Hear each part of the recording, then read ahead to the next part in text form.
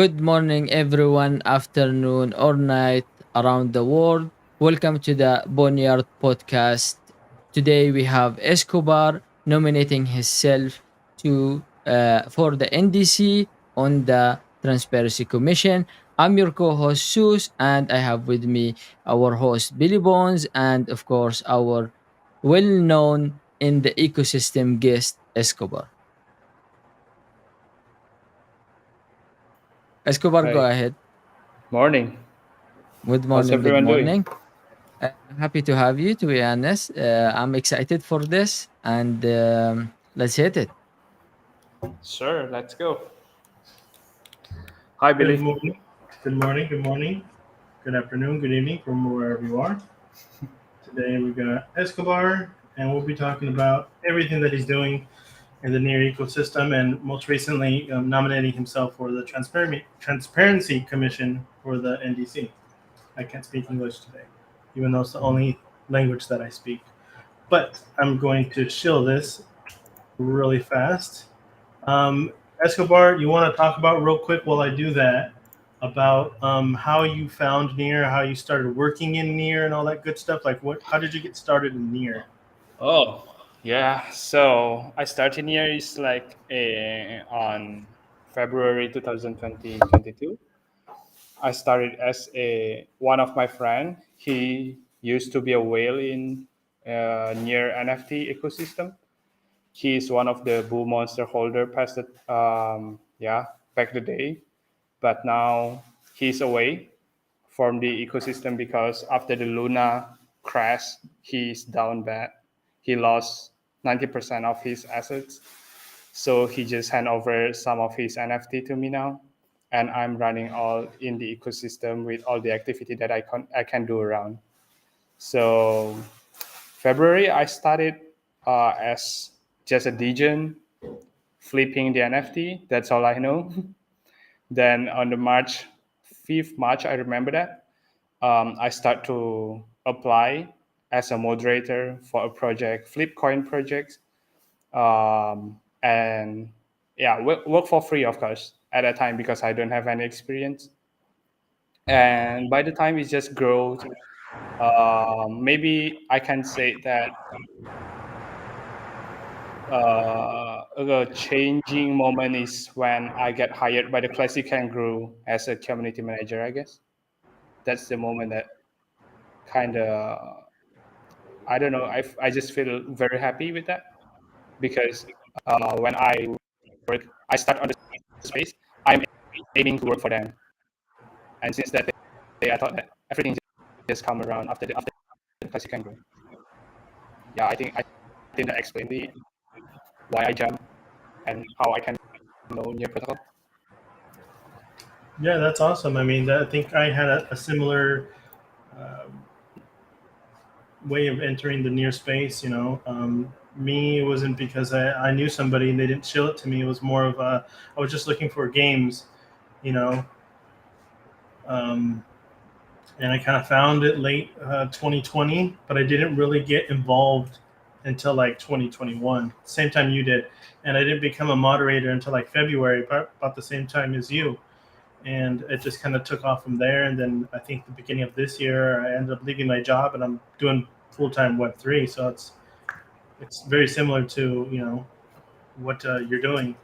Yeah. Um, What's the first game Real that quick, time that exists in here? say it again. You kind of broke up. I mean, what's the first game that exists in here that you notice and you don't jump in at that time? Escobar, I think your voice is breaking up. Can you try to like unmute your mic? Can you hear me now? Yeah, it's kind of like a static. A static. It's like there is a lot of.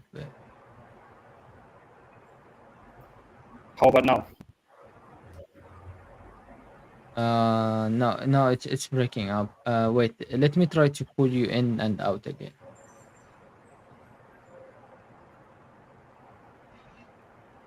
Okay, hello. Hello?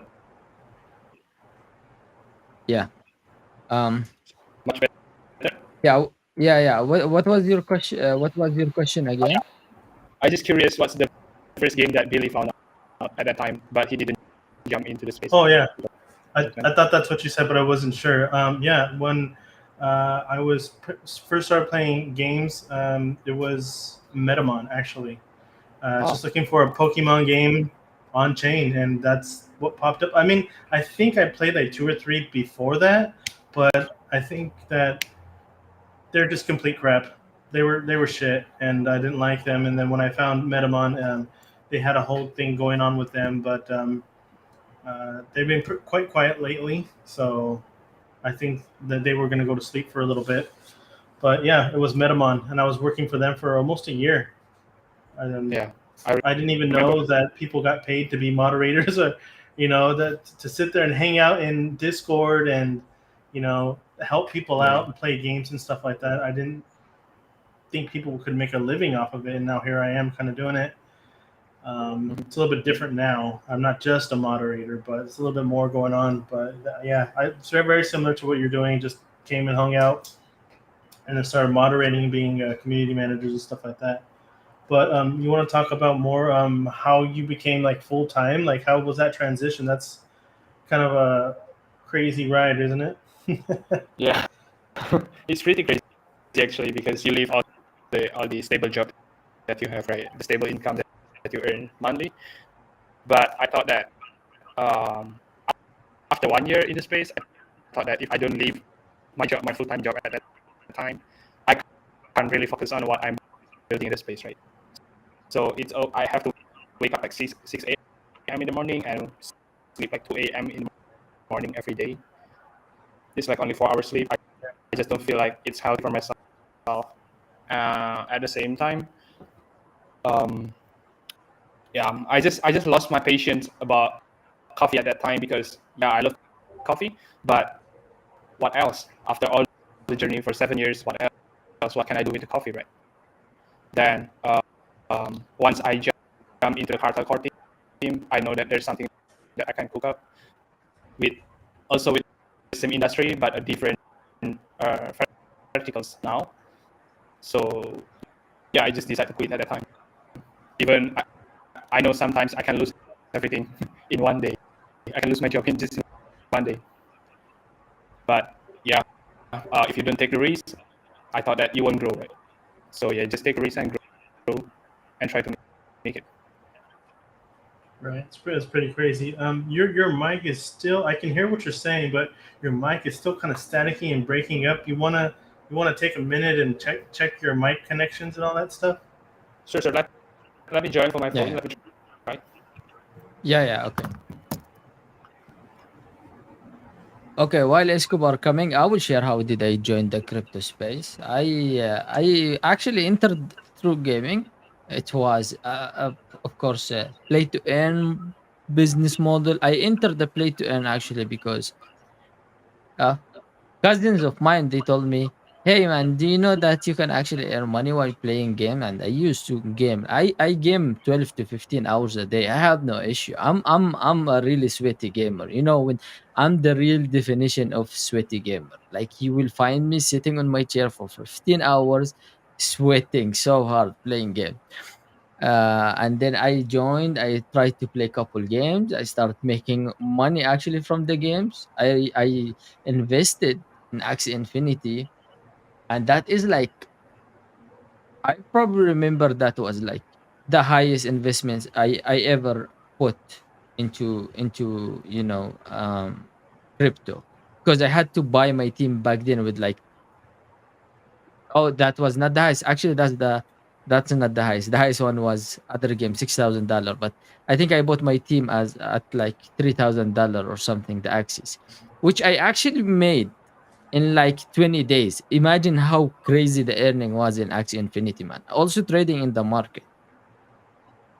Yeah, it was a big But boom. yeah, Everyone was playing it. I even yeah. looked into it. I looked into it before I found Metamon. Like everything big was popping up. I think it was Gods Unchained, Crypto Blades, or something like that, and Axie.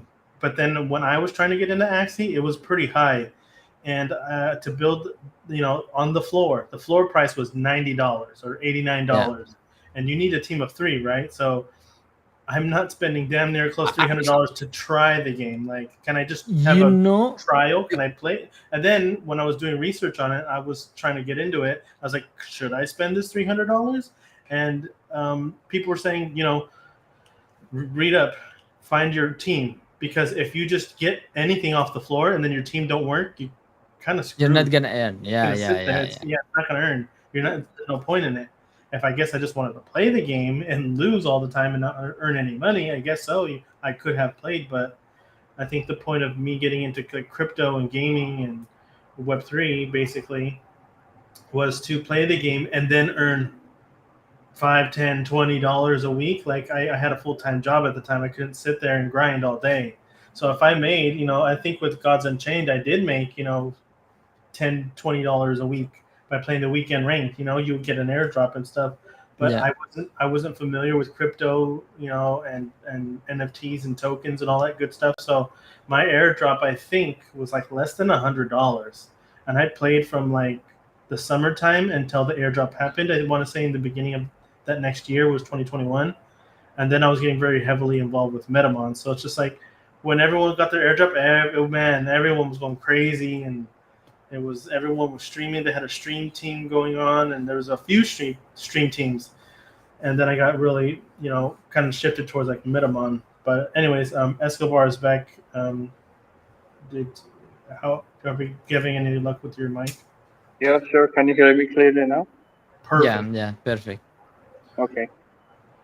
So you've been in near for a couple of years, nearly like myself, and you have a high conviction, and you've recently nominated yourself for the Transparency Commission for the upcoming NDC elections, which is just around the corner. And a lot of information is right here below, passing by, in case you wanted to check that out for yourself, for anyone watching live or later on for the recording.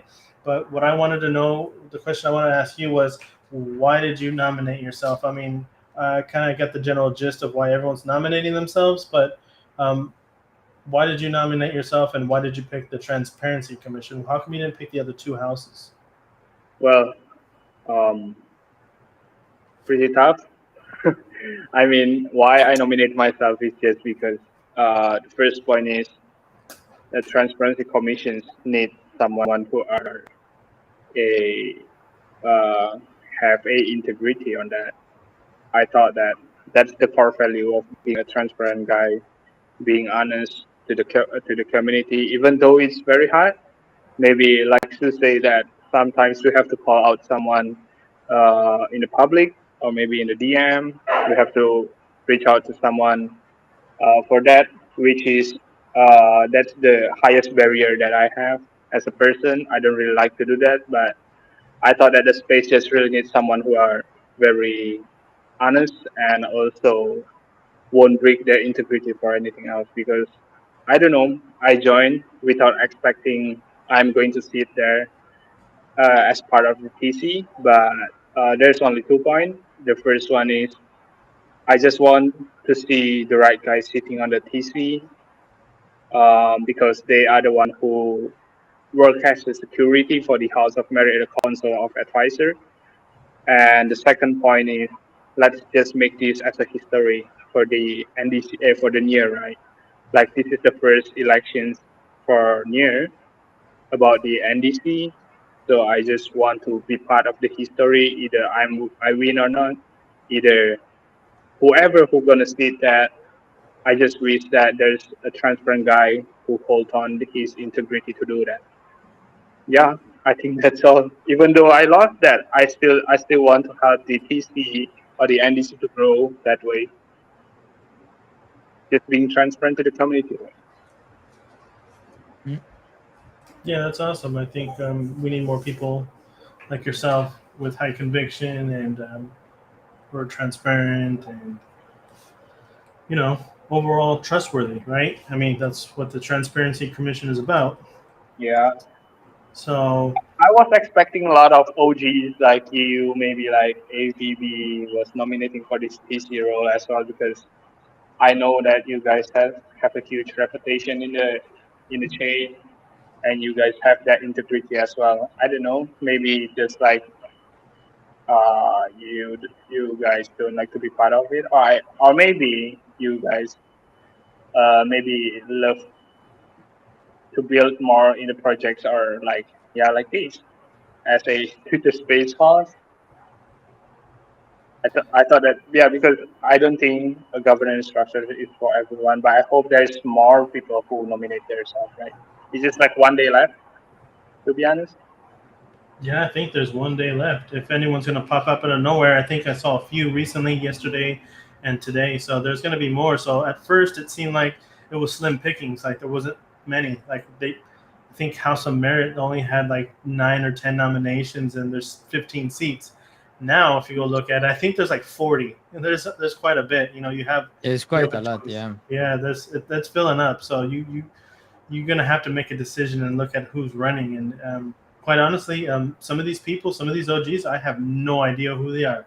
I've never heard of them. I've never seen them. Nothing. It's just like, wow, who's this person? And they've been here the whole entire time. And I felt that personally, because someone would pop up and we were in the OG chat and they're like, well, who are you? You're not even active. And I was like, what? I'm here every day. Like I don't understand. Like, I mean, I think it has something to do with like time zones too. Like if someone's in Asia and then I'm on West Coast US, there's like a Yes. 12 to 14 hour time difference. So maybe we're just not online at the same time. And if we're not following each other on the socials, you're not going to pop up in my timeline, and vice versa. So I can understand, but the backlash that I felt, and I was just like, man, I don't even want to be here if you're gonna be like, well, who are you? What do you do? How have you contributed? And so that's kind of like one of the reasons. It's kind of a small reason, but another thing, like you said, governance is not for everyone, and I think I'm one of those people. Like I was never really into governance at all. Kind of against it if you think about it. But this is a little bit different than like traditional like democracy or governments and stuff like that. So like I said, I'm on the fence. So I wouldn't rule it out, but I don't know. I'm not too sure at all. But I But may man, change you my have mind last time. minute. I You might have change my time. mind last minute, but I doubt it. I don't know. I don't think so. There is like 1 day and 7 hour for the nomination, guys. So if anyone want to nominate, you have 1 day and 7 hour left, and you can nominate yourself. You just need to have the OG SBT. I really wanted Billy to nominate himself. To be honest, I really wanted him to go there. I tried to encourage him many times, but I don't know, man. One thing I want to know, maybe the next election we can run. I can run as well.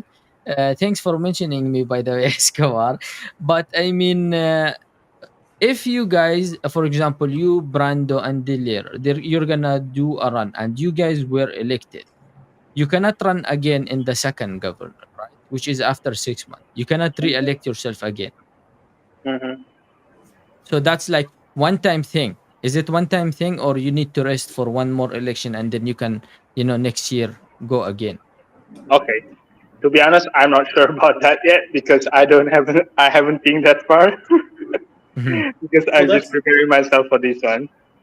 that's another thing too. It's so new to everyone. Like I Yeah, don't it think is. anyone knows all the good details. So if we're sitting here talking about it, no, we might not know all the details, and that's fine. But at the same time, I think a lot of people are just waiting on the sidelines to see what the structure is, what they're going to build out, and how things are going Yeah, to go, exactly. and then come in the next time and say, okay, this is how things go. Because if you start like a new company or something like that and you get a bunch of new employees, nobody knows really what to do. You kind of have to Hmm. come up with some type of structure or something like that. What's everyone's responsibilities and how need to be carried out. So I think this first batch of seats that are going to be filled up are going to be the most difficult. I was telling Illuminifty when we had him on here that Hmm. if someone is first elected and they build this all out, I mean, I think it's going to be easier for the next wave to come in. So I don't know. There's a lot of good OGs. There's a lot of good OGs nominating themselves, and but they got the work cut out for them. Yeah. But did you guys see recently that there's going to be the 3 near bond, and if you hold an I am human SBT, and 300 near bond if you don't have one? Did you guys see that? Yeah. I did see it. Yeah.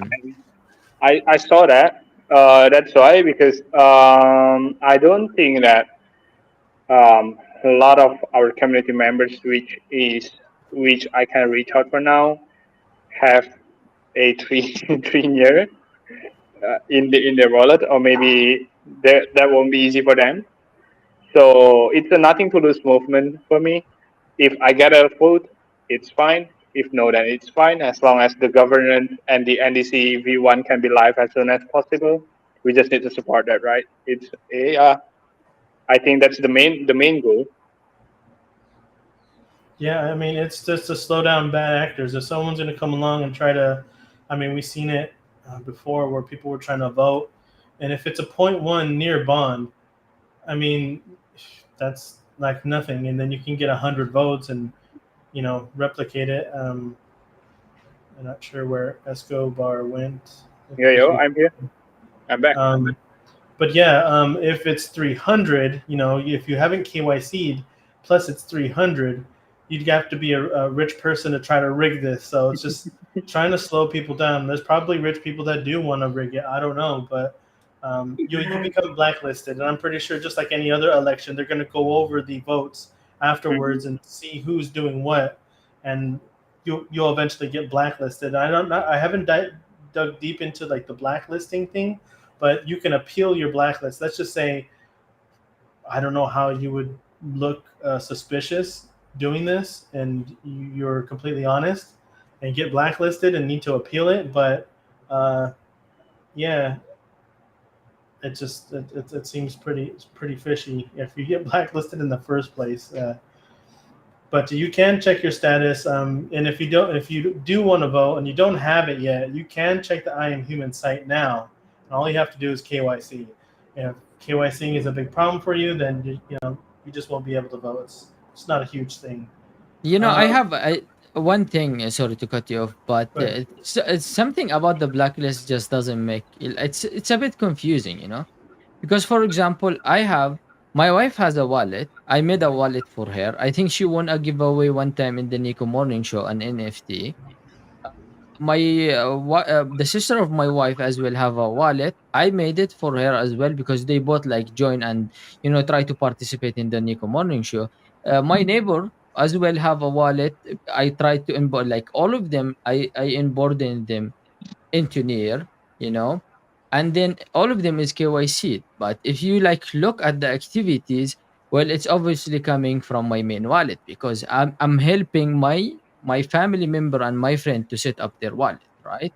So, for example, if all of this wallet voted, will they consider this as a one person doing multiple votes or not? Because like there is a lot of circumstances that you cannot actually judge on, So it's not necessarily maybe someone who's actually trying to manipulate the votes than who's someone who might have a lot of his, uh, exactly, I friends. think that's I Yeah. think that's exactly where I was going to go with it. Is if someone's trying to onboard their friends or family and saying, "Hey, get into the just normal shilling to their friends and family. Hey, what are you doing? Are you a crypto millionaire yet? Blah blah blah. You know what I mean? That kind of Yeah. talk comes up. The holidays are coming up. We all know that's going to come, and you say, "Hey, try it.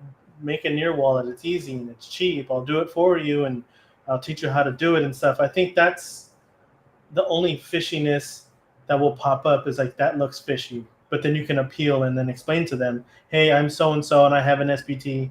I'm damn near an OG and I'm just helping out my friends and family on board. They're voting as well and they're active, but they're not too active. Like I know a lot of people who deal with like crypto and trade and buy NFTs and stuff like that, but they are just not even on. They don't even own a Discord account. They just Yeah. I don't know how they're finding stuff, or just maybe just from going to OpenSea or Paras or wherever you buy your NFTs at Magic Eden. They just go there and see what's trending and look at charts and stuff like that. So Yeah, yeah, I definitely yeah, definitely I need to like double check with this because for example, my wife know about this. And she actually suggested that if I can run. I told her, well, I can't because I have not got my OG. But the thing is, like, she know Escobar. Like, my wife knows you and knows Escobar, and she know Brando, And she was like, okay, I wanna vote, but now I have to teach my wife how to vote. I teach her how to do the I am a human, but now I want to. Okay, you wanna vote, so you need three near. But where my wife will get the three near, I have to send it from my wallet. So that will put me in a position where, like, is it worth for me to risk my blacklist and then just go through appealing process and all of this just to let, for example, a genuine person want to vote and to help them out to vote, and I will be risking my reputation for it. So it's definitely need a bit, maybe we can ask, I don't know, someone in the NDC to, like, give more context about the blacklisting. I think you'll be fine because if you're just helping out a couple of friends, it doesn't look too fishy. But I think if you were funding, like, let's say 50 to 100 wallets or something like Oh, that, then that's 100% it's kind of fishy. Yeah, obvious, right? Yeah, yeah, no, but I yeah, think if yeah. you're doing like two or three, and then they kind of say, "Hey, what are you doing? You're blacklisted," and they'll, work it out. I don't think it's such a big deal. But Yeah. yeah, that's crazy how everything is coming up so quickly, and it's just around the corner now. Um, we've talked about all this good stuff. So Escobar, um, now we know how you've gotten here. We know what you're doing recently with the NDC and stuff like that. Can you tell me a little bit more about? And there's a fly in my house right next to me. All right. Can you talk a little bit more about Bitcoin cards? I believe it's the Play Ember team, and they're either no, yeah, they're the second place in transactions on Near. Maybe not now. I think what is that Kai Kai or something like that coming up with the most transactions lately. But you want to talk about Bitcoin cards and Play Ember and what they're doing and your role in that team is? Okay. Uh, I didn't expect that you will mention Bitcoin cards actually, because I'm just there to help Benny at the first place, just to grow the community. And I rarely talk to John and talk to Hugo, but with Benny because he's my uh, founder in Cartel, so he just bring me along and help him to create a, yeah, let's say a community program, how we can reward the community, what's the strategy, and how we do marketing, slowly switching to Web3 from the Web2 centric game. Yeah, we just try to figure that out. But I thought that, yeah, correct me if I'm wrong. I'm not really deep in a game. I am just a community guy, you know that. Um, so what I try to figure out is like how we can create a situations of Web 2.5, because I don't really think that we have a massive users yet in the Web 3, and to make a game, it's kind of huge money, right? And you need a lot of, I mean, you need a lot of transactions. You need a lot of income per to run next game to keep grow. I mean, to keep innovating the game. Like I learned from Aurori a lot, because one of my friends in real life is the community leaders for Aurori from Solana. They actually they moved. I mean, they expand to Arbitrum now, and I just saw their new white paper. I mean, you have to spend a lot for the developers in a game that fully built on Web3 with a good experience. Other than that, I mean, Web3 is still very early, right? So I don't think that there is a lot of experienced developers who can build a great game in Web3 yet. Yeah, correct me if I'm wrong, but I don't know much. It's just what I know for now. No, no, yeah, you said it perfectly. I think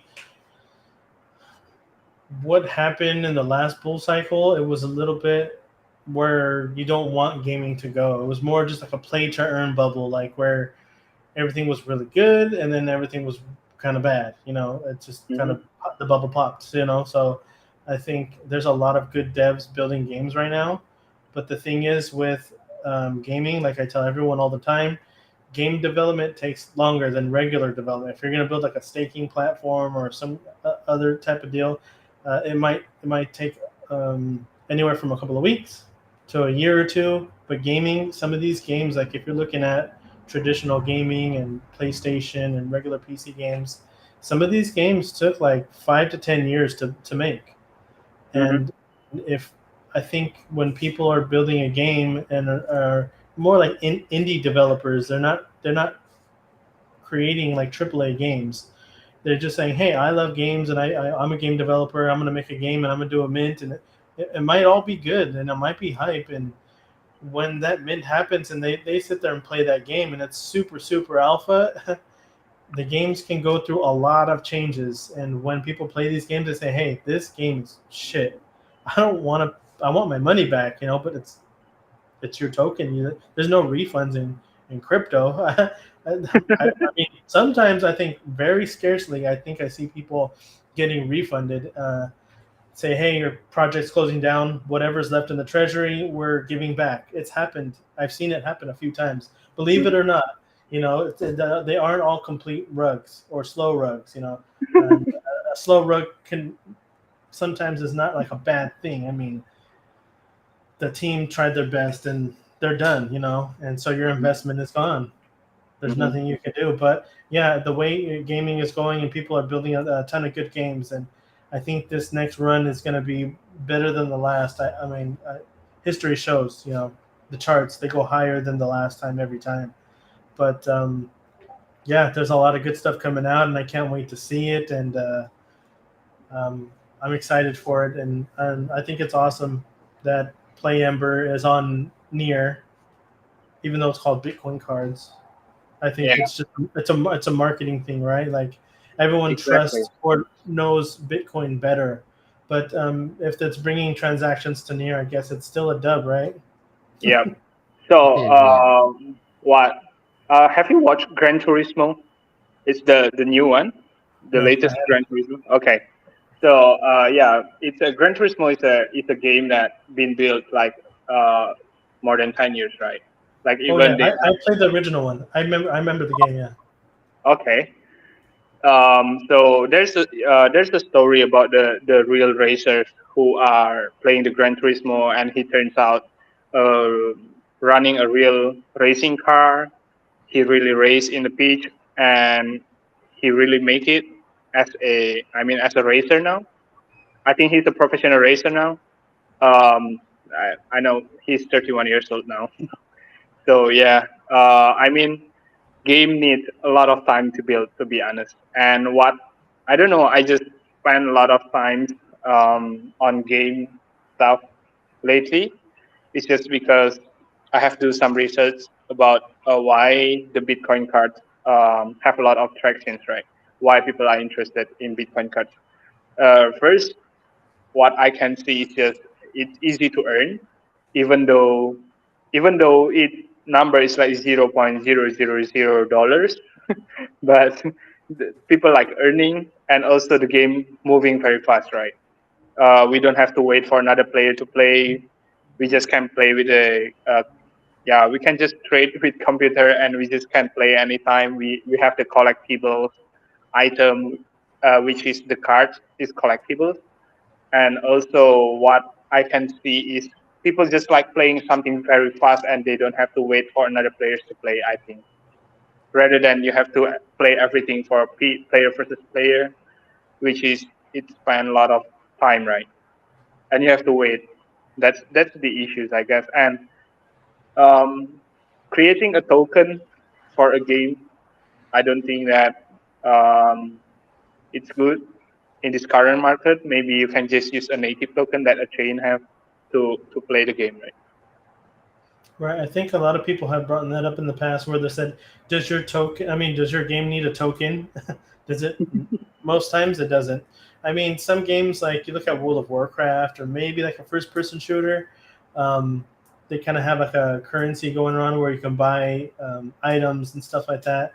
World of Warcraft makes a ton of sense because you loot, you get gold, and that type of game, that's its currency. You want to buy potions, you want to buy armor, you want to do this or that, level up or whatever, you get gold, and you earn gold by playing these missions or side quests and all that good stuff. So they kind of have a currency. So there's an economy, there's a player economy, and you can probably implement a token into that. Do you need to? No, you don't, but you could.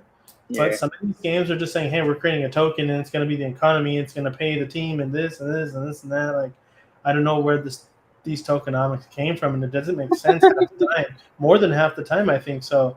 It's kind of wild how many people release the token, and it's basically just a shitcoin. And if you don't have people playing your game in the first place, I think it's just more of like investors and stuff like that, and Yeah. IDOs, and then it skyrockets, and then it comes right back down real fast. So I think a lot of people brought that up, and I think even recently someone said that does your game need tokens? And most recently, I saw someone post something saying, "Does your game need NFTs?" And I think NFTs make more sense, right?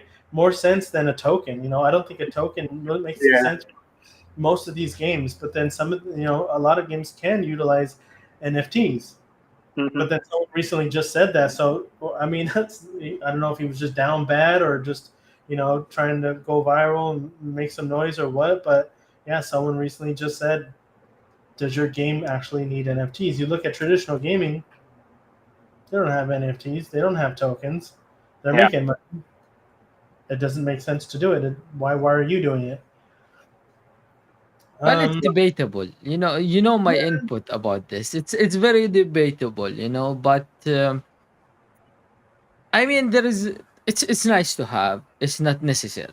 It's nice to have, but it's not necessary. It's a very debatable topic to be honest. I Well, mean, But sometimes before, I guess it's very important. Like yeah, but then at the same time, I just think it's the way things are going, how many people are playing and using it, and I think they're doing it for not ill intentions, but they're just trying to pump their bags.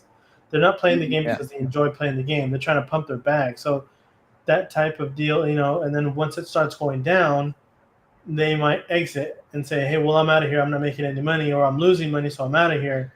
You know, yeah. um, it doesn't make sense for gaming. So I think there's like a secret sauce that needs to be figured out, where you can have, if you're using tokens and NFTs in your gaming economy, you need to hire a game economist. I mean, a token economist. Like, to know what's going on. Yeah.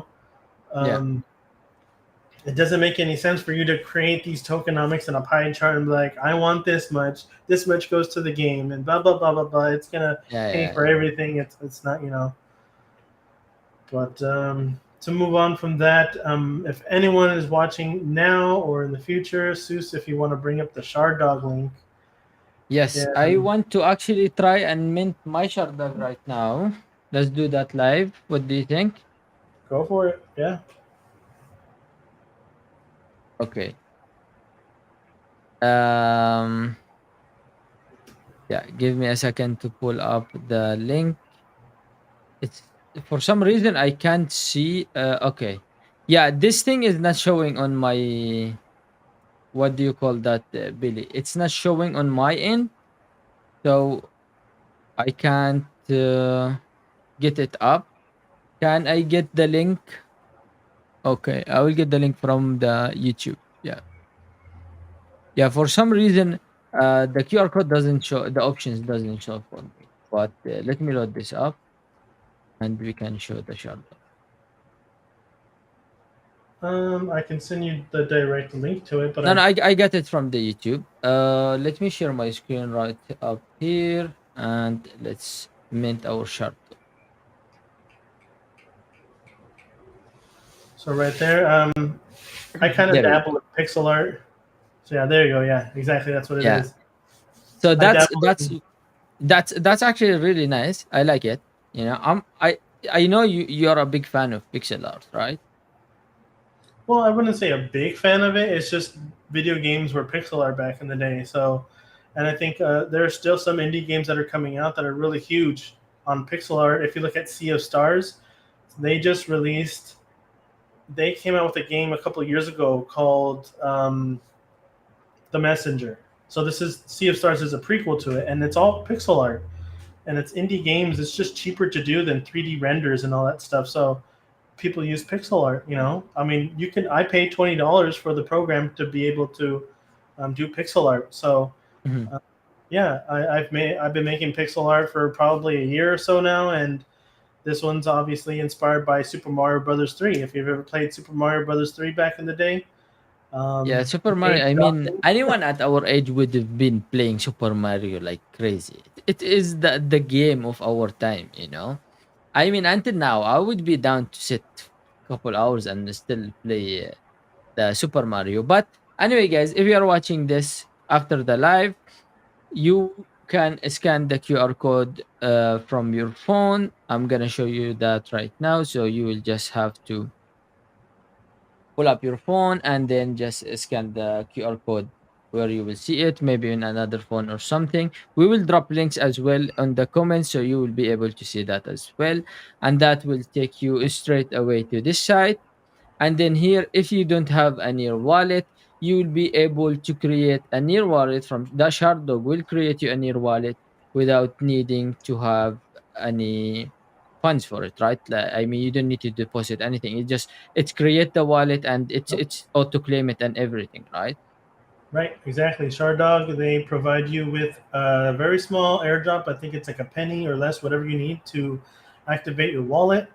Hmm. And it will drop the NFT to you. It'll create the wallet for you, and you're all good to go. You can even go KYC and get your SBT if you wanted to go and vote. It sets it all up for you. And they're working with Keepom, I believe. It's the Ready Layer 1 team. Shout out to Joe and Jared for giving me this link. I think we're going to do this a little bit more often in our lives. Mhm. Um, just dropping more Shard links for the podcast we were doing. The GM Gamer, it was like a last minute thing to bring it up, but I think we'll do something more like elections or NDC or something like that, and maybe I can make another quick little pixel art thing or something like that, or maybe What we'll just do. what about like Boneyard logo in the background, then me and you in front as a proof of, for example, a Boneyard podcast? You know, that will be fun. Yeah. We can do something like that Yeah. too. Okay. I, So I if just you made have I a just made this a while back, so I was thinking, we should yeah, probably just it's use it. pretty good. Yeah, it's pretty good. I like it. But if you guys have your near wallet, or if you don't, you just click on I need. But since I do have a near wallet, I'll just click I have, and well, okay, that was my emails, but I guess it's fine. So let me pull up my near address, and okay, so you will have to put your near wallet address here, and then you will just click on claim the shard log, and that will actually mint it and send it to the wallet, right, Escobar and Billy? Yeah.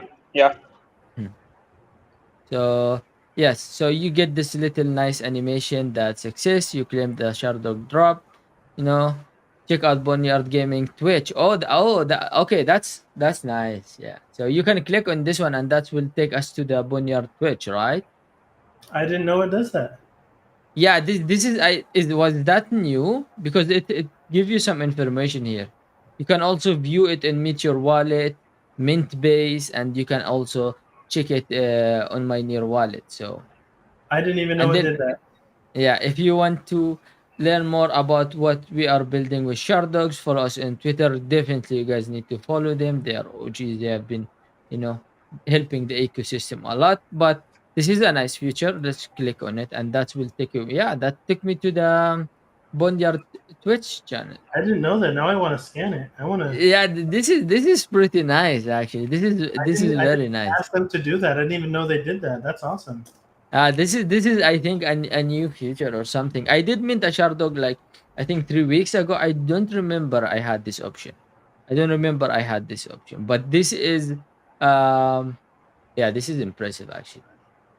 So that's it, guys. This is the way you can claim your Shardog, and that's a proof that you join our podcast for today. I believe this one will be up for a couple days. while we sort out all the short form content, and then you guys can claim your GM gamer. Good morning, gamer. If you are guys a gamer, I guess every day is a morning for you. That is basically for all gamers. So this is a really nice one. And you can have pizza for breakfast. Oh yeah, you can have anything for breakfast, man. There is no rule in what you can eat and what you can't eat if you are like a hardcore gamer, man. What time you sleep or what time you wake up, it doesn't matter. You wake up whatever, you sleep at whatever time, you eat whatever it is. If your keyboard is not full of breadcrumbs and food everywhere in your table, and sauce dropped in your keyboard, well, unfortunately you're not a sweaty gamer. Yeah, you can call, I mean, the real gamers, it's pretty hardcore. I don't know but I think it is. But yes, for this guys, don't forget to scan the QR code. We will also leave, if you are watching, you'll probably be watching this later on while it's recorded. There will be link posted on the Twitter as well, so you can go straight ahead if you don't wanna scan the QR code. But if you want it, to be fast and easy, you can just scan the QR code and you can mint your GM gamer.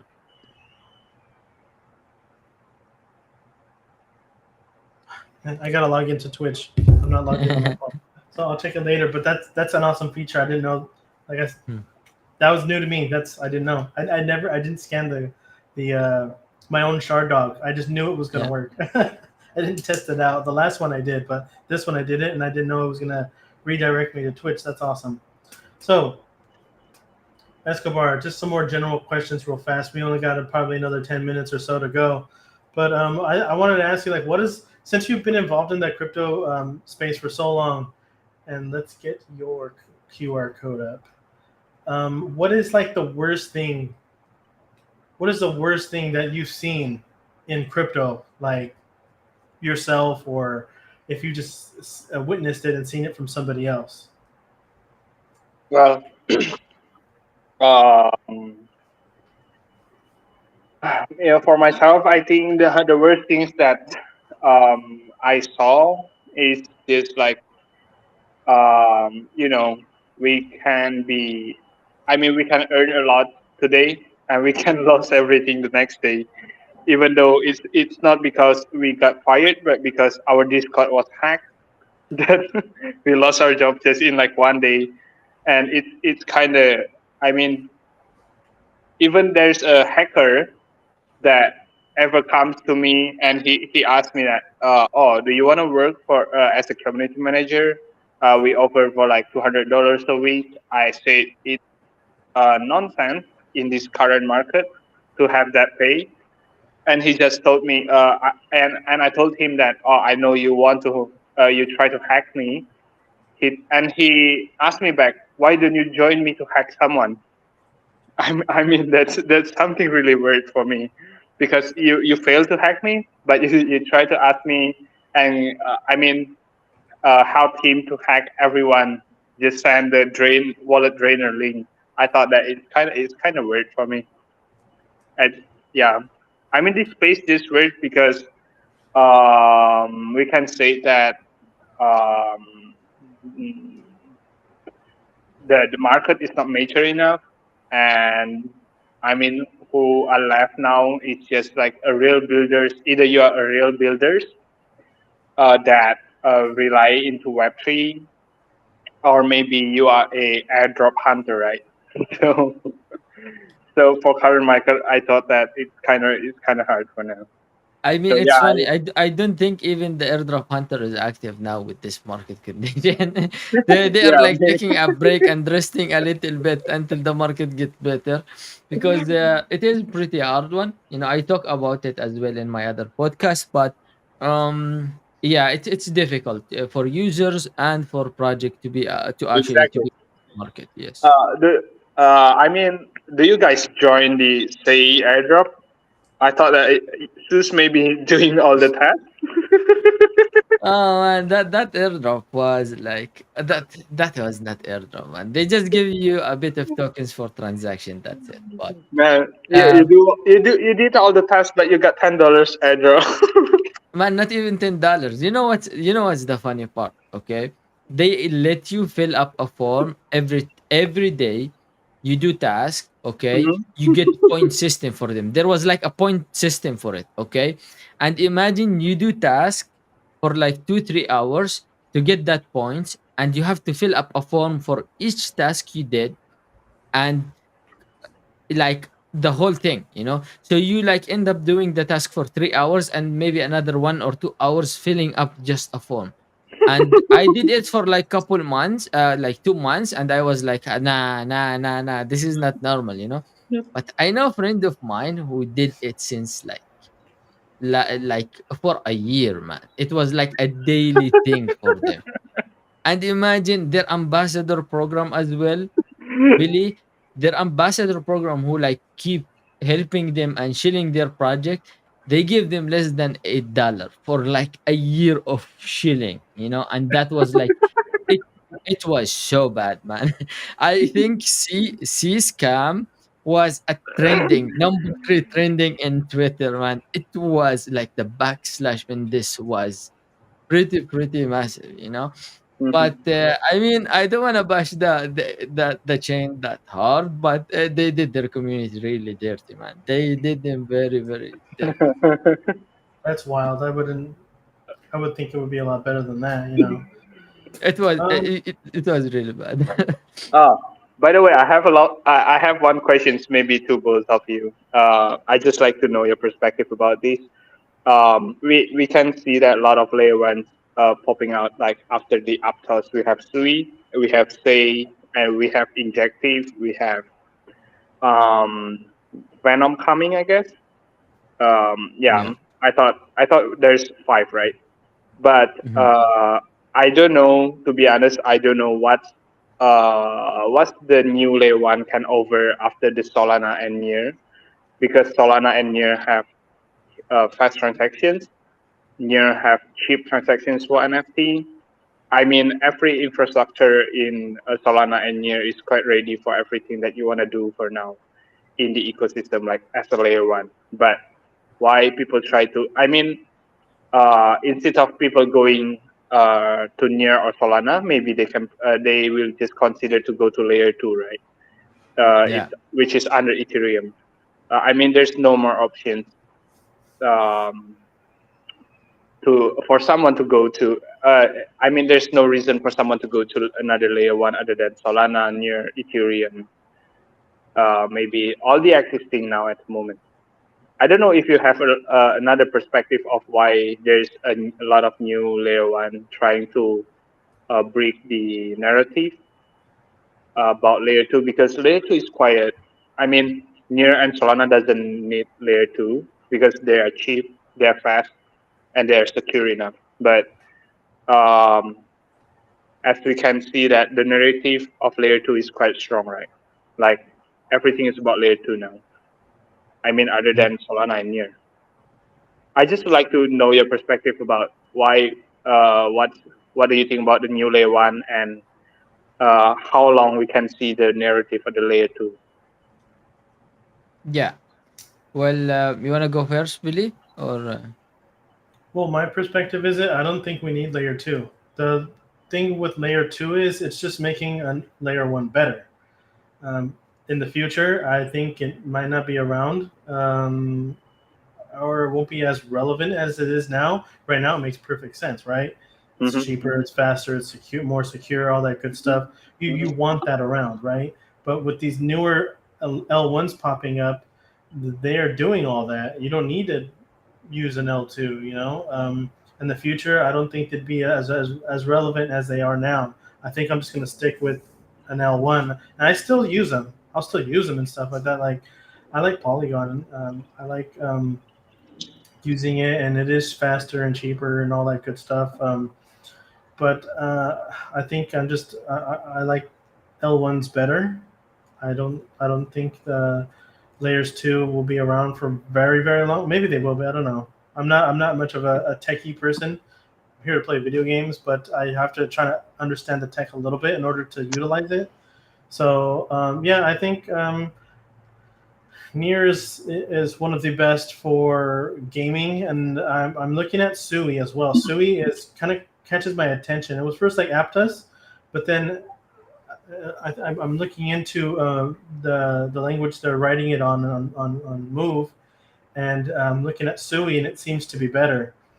That Faster. being like, yeah, faster, dynamic NFTs and all that good stuff. So Yeah. I think I would like to stick with the L1s. I'm leaning more towards L1s and L2s. That's just my opinion. I'm not very educated with blockchain tech, but that's the way I see it. Yeah. Well, to be honest, I have a completely different view from you. I think layer twos are pretty awesome. And right now they are just being better. We are talking about EVMs compatible. Okay, and it's just more convenient. It's easier to move your funds between layer twos. It's faster, better security and stuff like this. You will say it's debatable that maybe in the future you will not need them, because we don't know how low Ethereum, like in terms of gas fees and transaction speed and all of this, can get better. But as of now, like as of what layer 2 is giving us right now, I think it's pretty solid options. And it's just more convenient. Even like in MetaMask, it's AVM compatible. You can have them all there. You can bridge between each of them. It's very simple, very easy, faster, and yeah, I really like him. Although there is a lot of good L1s now, and we are talking about Near, of course. And I really like Aptos. I used Aptos a lot, and I think Aptos is really great. Not for games. I think it's yeah, Sui is really great. It's pretty fast for games. Plus, the Sui blockchain itself, as a layer one, do really focus on gaming, and they did funded $300 million for like games to be built in Sui. So that's their main focus. That's the main objective. I'm looking towards there. I think Near it's really great for gaming. It's very cheap and fast as well. But yeah, with this market condition, things is like a bit in the slower side. But to be honest, I don't really see having more L1s is makes sense anymore. To be honest, we have a lot of good L1s out there, and I really don't think having good new L1s maybe coming in with different technology, different things, faster stuff like this. For me, man, the speed of Near is pretty fast. I really don't need like what you will cut 0.02 milliseconds or something like this. um I don't know. I think we really have a lot of L1s now. We have many L1s out there, and we are just naming few of them. No, I don't see it coming. But if you will talk me, like, I don't see it, being keep putting L1s, just adding L1. It doesn't make sense for me. I think just build on the top of what is good. Maybe later on in the future you can build in the top of all L1s. But regardless, I really think Venom is gonna be a big one. Just because they have a big, massive funding behind them. Venom, I think, have over $1 billion on funding from Emirates. What It are they is doing? it's an L1. To be honest, I don't know very much about it. I did though try their testnet. It's pretty good, pretty fast. It is an L1, and to be honest, I don't know. I can't give a lot of information about this, but I will drop a link in the chat for you guys to see it. But what I know, they are really backed. Emirates wanted to enter the crypto market, and they invested heavily in Venom. And because they have that massive funding, I mean, $1 billion is insane funding. I think they're gonna come very, very strong, and maybe they can bring something a bit different, or a different user experience than what we have right now. To be honest. Well, from a perspective that, well, yeah, they have a lot of funding. I thought that what attract people to Phenom and do all the tests that is just the funding, right? That we see Yeah. the narrative about the they are infested by the Saudi Arabia or anywhere else. If I'm not, yeah, if I forgot actually, but I thought that it's all about the narrative, and also I see the perspective of layer one is, um, it's limited, right? The tech is, Mm. um, how fast do you expect that it can happen? Is it faster than near? Like how fast do you want it happen, right? Near Yeah. is really fast, so I never expect that there is a tech that faster than near or stolen for now, because it's kind of weird. I don't know how far they can develop that, to be honest. Even though with Mhm. that a lot of a lot of money, yeah, I just don't see that it can be built better, better, better, and better when the I market think is not ready at all. I, I think the real question is if it's that much better, the tech stack is that much better, then why isn't everyone building on it and they want to go to other places? Basically the mass adoption is the problem here, and um also what community preference is. One thing about community, people hate to try new tech. Like this is something I can tell you, like even from me, like before I even joined near, people will tell me like near protocol, it was newly launched, and I was like, yeah, I will try it. But I really like L2s. I really like EVM compatible, and I used to, do all my things there. Everything is there, and then shifting towards different L1, you have to do with set up a new wallet, start learning how things work. I mean, you remember in Gem DeFi, half most of the community they didn't know that they have to activate their wallet with a small fund of near, right? So like getting that mass adoption for users to come in, I think, is where the tricky part is. But once you get that mass adoption, then you can see it booming. So how we will get this mass adoption is the question. How the foundation, or us, the OGs, or people who's building on near, will help to bring mass adoption to the near protocol. Because once we have the users, and listen, once we have that mass adoption, once we have that amount of users that other L2s, for example, have, then you will see many projects are building above near. And then when people are building project in near, and you see people building project in near, because we have a lot of community is coming, and then project is building, community is coming, then project is building. Then people will know, okay, near is fast, near is good, it's like this, it's like that, right? But as long as we don't have that mass adoption, we don't have that massive community, let's be honest. And then you will tell to someone who want to build a project, like let's say for example you build, and you have options. You have a limited funding of, let's say, $100,000, and you have an options, and it's only one option, man. Do you want to build over near, or you want to build over arbitrum, for example? Both of them is gonna cost you the same.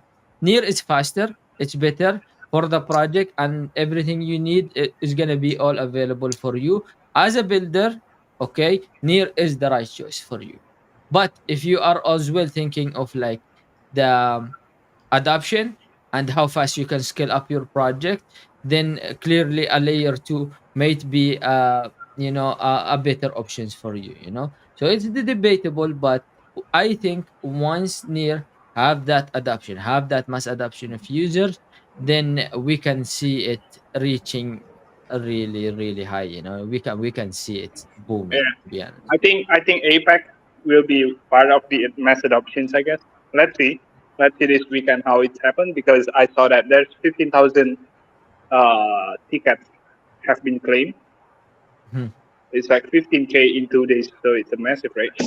This is pretty big, but is the 15K from near users, or is it new people who want to learn about near? And that is important, right? Okay. Well, It's the people who's APEC yeah. isn't just near, isn't it? It's kind of like you know It's just ECC, like eh, right? yeah, it's like ECC, but Near Foundation just be the main host. They Okay, provide all the grant for that. okay, They'll So just okay, have a okay. huge presence, right? Yeah, yeah, yeah. so we have a lot of another chain project that come and jump in as well. I guess I remember that. Well, I think it's a Yeah, good idea because if Near is the ones running it or sponsoring it, and then there's just only Near, product or uh, founders and people building there, I think it's best to have all the chains there. So they say, hey, what is this? Hmm. Maybe someone on ETH or Polygon or Arbitrum or whatever they're building on Sui are there, and then they say, oh, I've heard of Near and blah blah blah this and that. What's going on over here? And then I'll introduce them to it. I'm pretty sure. People will have shard dog links like that one we have. Let's bring that back up. Um, like the one we have here, you can just scan a QR code and then it'll create a wallet for you, to create a airdrop you wallet. the amount you need to activate and all that good stuff for you. It does it for you. Um, I Very bet simple, people easy onboarding process. right. So if all these other chains are there, and then Near has a huge presence, it'll onboard more people to create more wallets and to actually look into what Near is doing. So, you're going to APAC, aren't you? Preparing to leave like sometime soon? Aren't you serving coffee? You want to tell us about that? Yeah. So we supported by the Creative DAO, preparing the coffee like a 4,000 cup of coffee to be delivered in 2 days. And the target is like we can have like 1,500 new users, near wallet users, right? So yeah, what actually is interesting is the BOS page that have been built by the Gana drop. They help us build that. If you know Shot from Refi WG work group, Refi work group, he built that for us. His project called Gana drop. He make a page for us where people just can post about their coffee in our coffee booth, and there's a hashtag of APAC cartel, CDAO, and everything was there. Just like directly, the hashtag was embedded there without you need to type that. So is So that coming from the boss, or because I've yeah, seen yeah, Gina yeah. drop.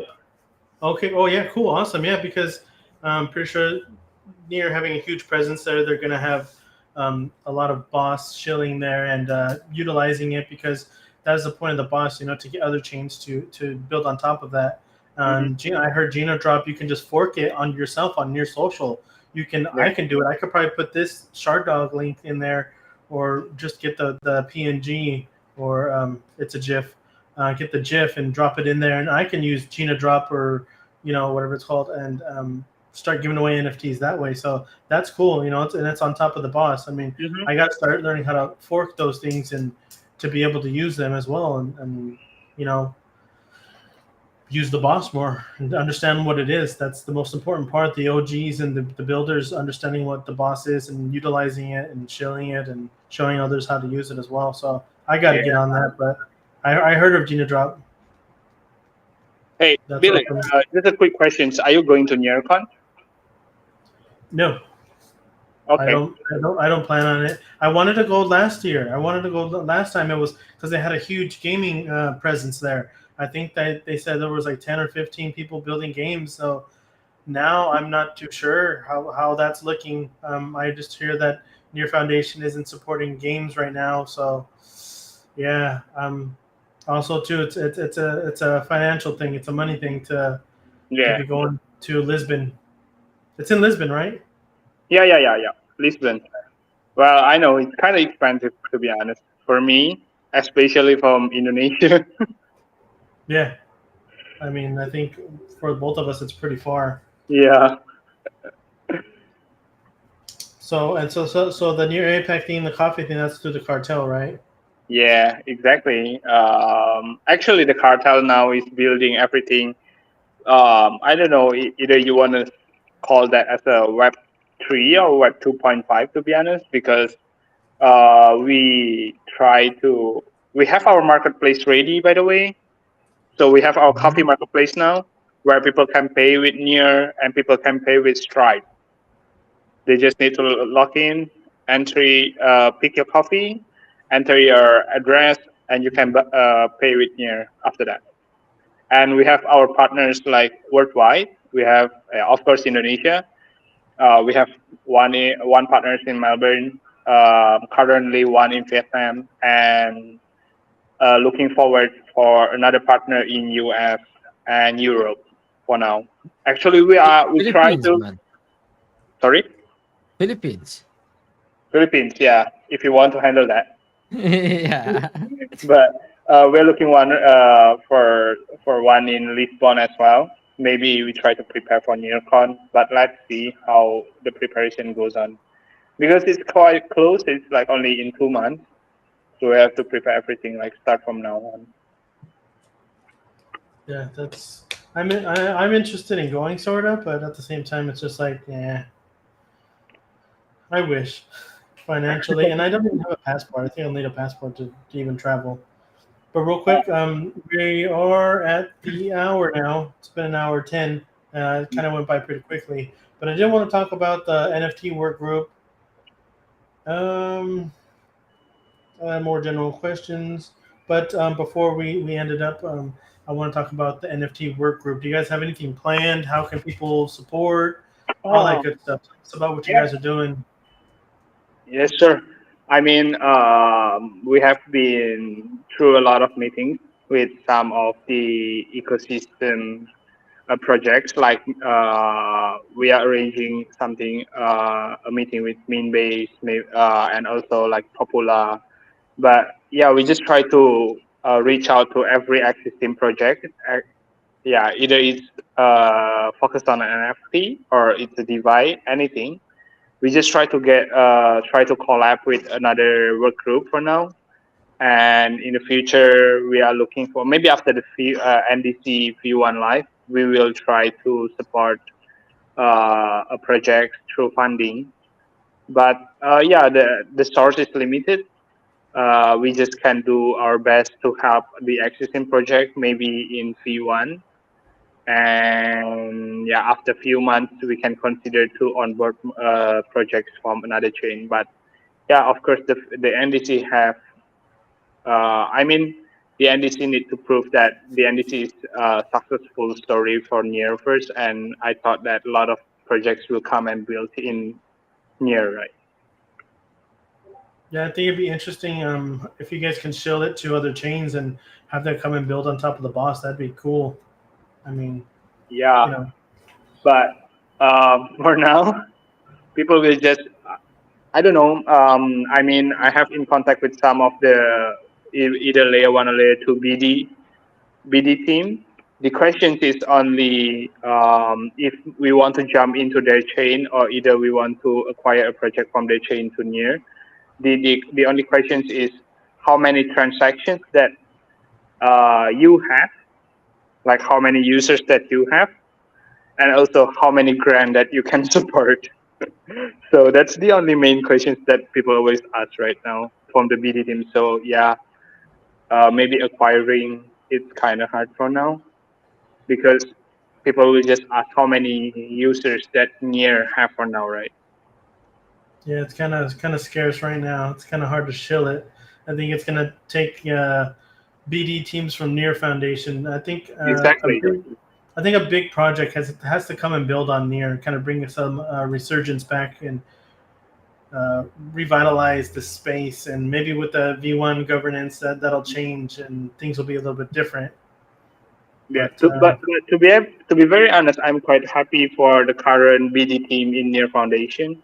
I mean, in under Mary Lead, we see a lot of. I mean, yeah, it's not still, but I just see a lot of movement that they have been doing currently. Like now we have collab land in near, they support near. I mean, they are quite huge, right?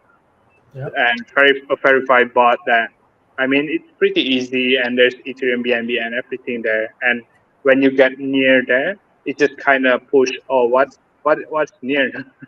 Even though there's a lot. I mean, it's part of the marketing, right? yeah, I'm interested to see what Mark Me does as well from the BD team that's in charge of like gaming on Near. How he's hooking up with Korea because Korea, I've been reading up a lot about them.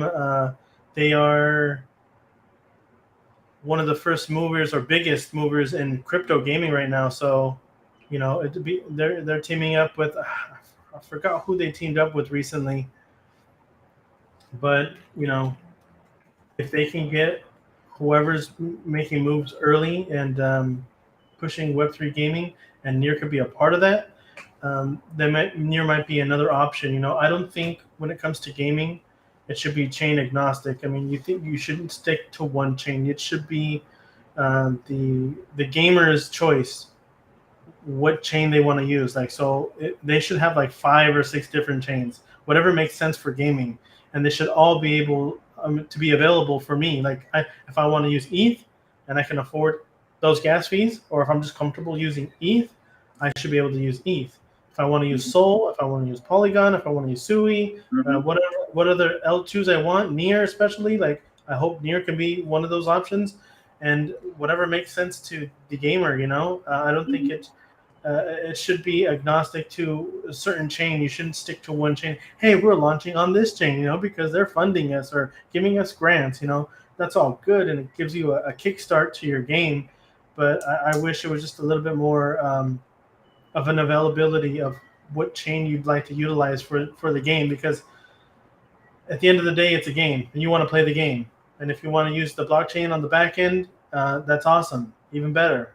But you're kind of stuck to this chain, and it kind of divides everybody when it comes to gaming and stuff. It's divisive because you have to be stuck to that chain.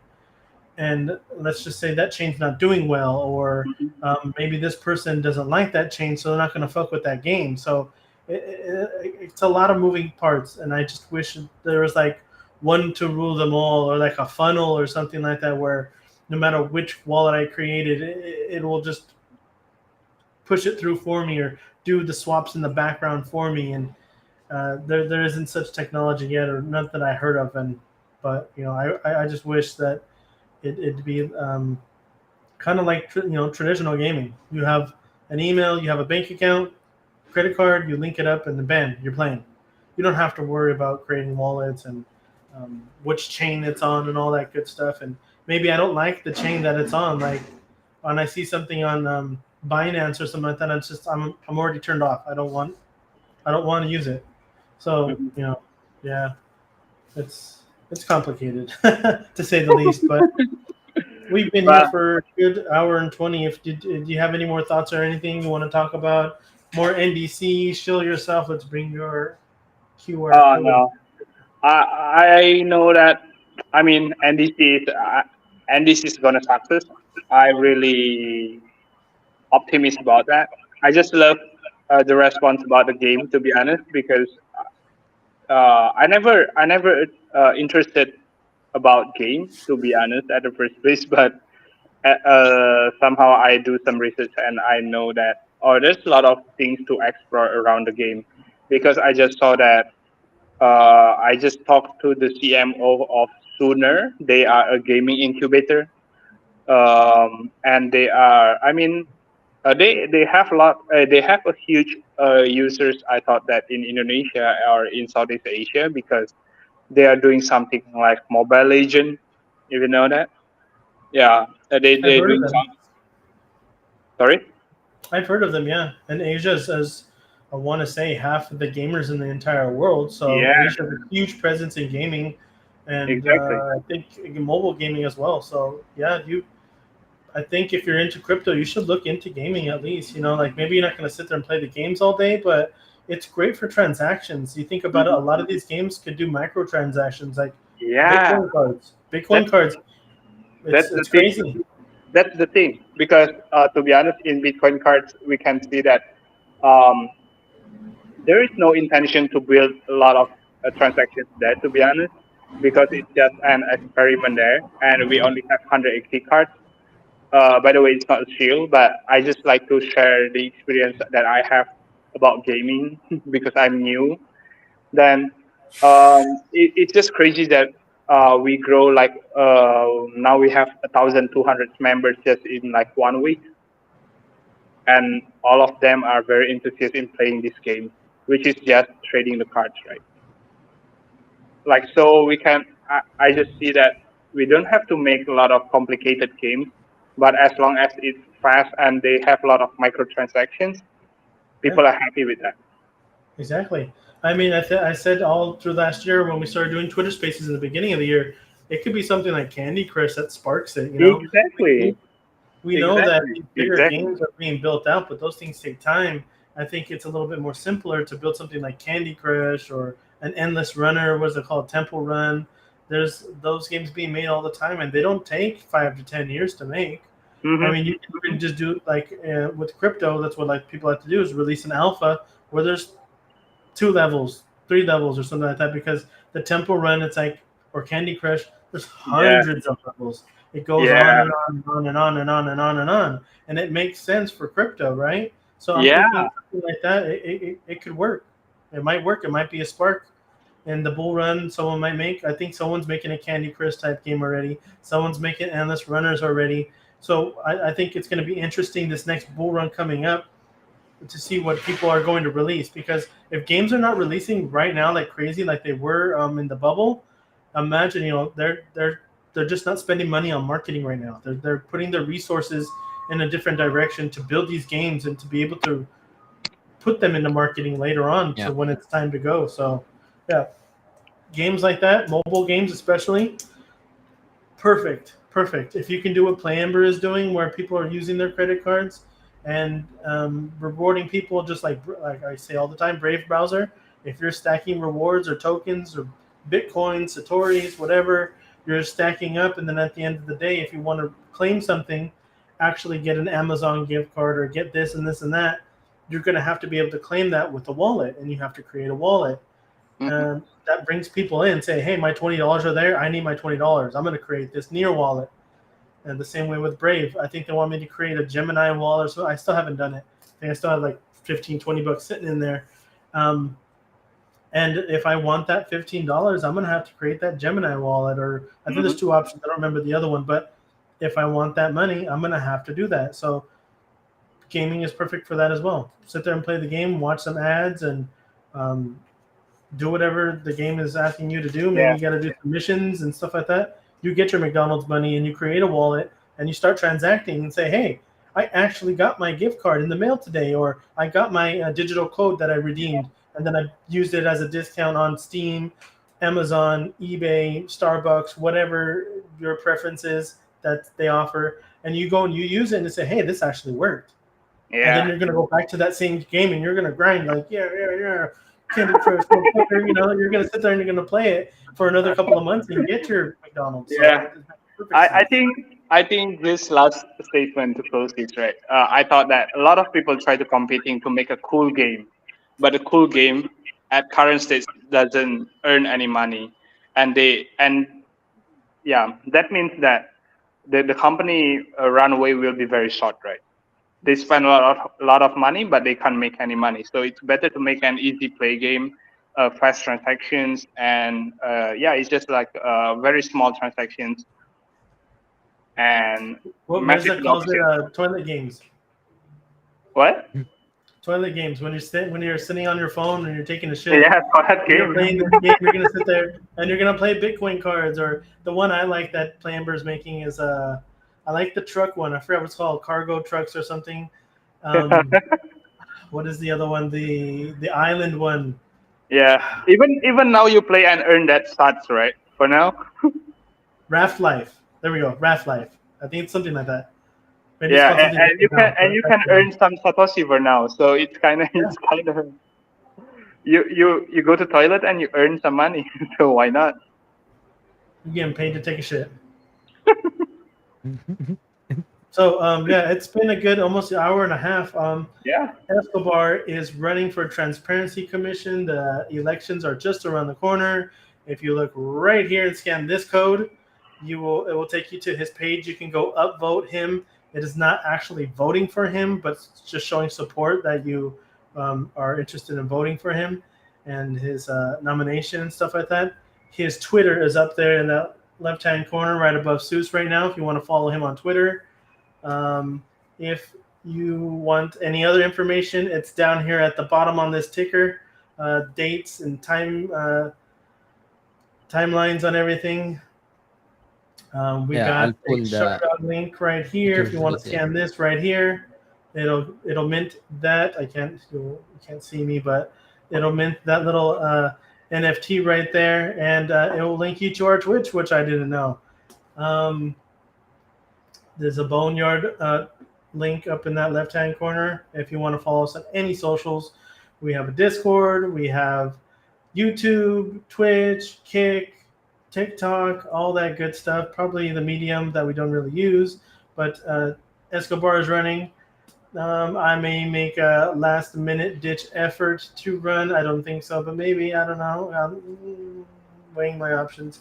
But the NDC is coming up, and we're going for version 1 governance, and we're going to crack the whip on these OGs to shape the future of, near. Escobar, you want to say anything before we go, or you had any questions or anything like that, Seuss? No, nothing else. Thank you so much for your time. I mean, it's an honor to be here, to be in the space. It's my first space, so sorry if there's something that it hurt someone's heart. I don't know if there's someone that try and I mean someone annoyed with what I said, but yeah. Thank No? you again, millions. Not at all, man. You are free to say whatever you want. Do you live in 21st century or 22? This is your space. This is your But this is yeah, your time to you shine. Talk can about what you want. yeah, you can talk about whatever you want. We won't always have people that will agree with what we say. That's 100%. Yeah. So yeah, that's nothing to worry about. But thank you, Escobar, again. Thank you, Billy, for hosting. And yeah, that was a great podcast. I think we cover a lot of things, important things, and I will be excited to be again. I think tomorrow, right, Billy, for our another guest podcast as well. Yes, we have a jam-packed week. We had a holiday weekend. I'm not sure who celebrates Labor Day, but Monday was Labor Day, so it was like a long weekend, and the week before that was a little slow for us. So we got a lot of stuff coming. So right now we're talking to Escobar. Tomorrow we're talking to Crick Crack Track from the Mr. Brown's NFT project. Most of you probably know who's watching this. So what's today? Wednesday, Thursday, and then Friday we'll have Chloe from Marmer J Foundation and Dow, and um, Chloe's running too, right, Escobar? Yeah, Chloe is running for I either forgot which exactly, yeah, but House of I'll Merit, I make guess. sure I'll make sure to read up on that before we start. But yeah, the next 2 days. Also on Monday, we're talking to Evgeny from Human Guild and the Gaming DAO, and they'll be running. I want to say for House of Merit. Also Vlad too. I think he's running as well. So a couple of guys from the gaming section from core members of the Human Guild. So good for gaming. Hopefully we can pull some more people into gaming to build on the boss as well. So yeah, we got a jam-packed week. We'll be here. Oh, I think Kenny. I gotta look at my DMs. Kenny will be here Tuesday. So we're doing podcasts every day. Everybody's interested in coming on a podcast and talking about what they're running for and to get a little bit more exposure to get these votes in. So it's coming. It's around the corner. Um, go ahead and read up on that. And yeah, thank you, Seuss, for co-hosting, and thank you, Escobar, for coming by and talking about everything near and your nomination. Stick around for a couple of minutes. I'm going to end the stream, and yeah, that's it. Boneyard Podcast.